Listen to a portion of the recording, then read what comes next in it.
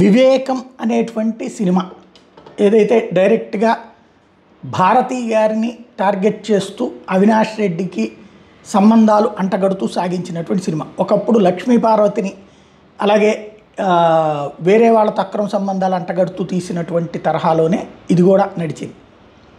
సరే, ఆ వివేకాన్ని మర్డర్ జగనే చేయించాడు, అది కూడా తను ఏదో ధర్మం కోసం నిలబడితే జగన్ కోపం వచ్చి చేయించాడు అన్నటువంటి తరహాలో ప్రొజెక్ట్ చేసుకుని వచ్చినటువంటి సినిమా. అది థియేటర్లలో అయితే రిలీజ్ కాలేదు, లైవ్ స్ట్రీమింగ్ సినిమాలో ఓటీటీ ప్లాట్ఫామ్లో నడుస్తుంటే ఇప్పుడు దాని మీదన వివేకం చిత్రం మీద లైవ్ స్ట్రీమింగ్ కాకుండా తగిన చర్యలు తీసుకోవాలంటూ స్టేట్ ఎలక్షన్ కమిషన్కి కేంద్ర ఎన్నికల సంఘం ఆదేశాలు ఇచ్చింది.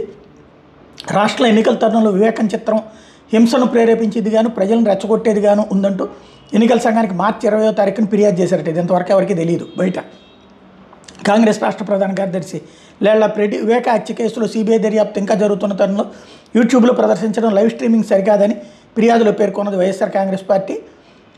వివేక ఈ చిత్రాన్ని బ్యాన్ చేయాలని విజ్ఞప్తి చేసింది. ఈ నేపథ్యంలో కేంద్ర ఎన్నికల సంఘం additional chief electoral officer Harendra Prasad తాజాగా ఈ ఆదేశాలు ఇచ్చారు. అయితే ఇప్పటికే అది లైవ్ స్ట్రీమింగ్ అయిపోయింది. దాంట్లోంచి బిట్లు కట్ చేసి వైఎస్ఆర్ కాంగ్రెస్ పార్టీ వాళ్ళకి వ్యతిరేకంగా తెలుగుదేశం వాళ్ళు వాడుతూనే ఉన్నారు. చాలా పెద్ద ఎత్తునే నడుస్తుంది. ఇప్పటికే అంత అయిపోయింది. ఇప్పుడు కాకపోతే ఆ ఓటీటీ ప్లాట్ఫామ్లో రాదు, కానీ తెలుగుదేశం వాళ్ళు ట్రోల్ చేస్తారు కదా. ఒక్కటి మాత్రం ఈ పరిణామంలో కనిపించే అంశం ఒకటి, జగన్ మళ్ళీ అధికారంలోకి రాకుండా చూడాలని ఈ సినిమా డైరెక్టరు, ఈ సినిమా నిర్మాత, ఈ సినిమా ఫైనాన్సర్ కోరుకోవాలి. లేదా ఆ తర్వాత ఒకవేళ జగన్ ఓడిన చంద్రబాబు వీళ్ళని కాపాడాలని కోరుకోవాలి. ఎందుకంటే ఫ్యాక్షన్ ఏరియాలలో పుట్టినటువంటి వాళ్ళలో ఒక విచిత్రమైనటువంటి ఇది ఉంటుంది. దేన్నైనా సహిస్తారు, కానీ ఆడవాళ్ళ జోలికి వస్తే వాళ్ళ ప్రాణాలని తీసేస్తుంటారు. వాళ్ళు చాలా ప్రమాదకరమైనటువంటి మనుషులు.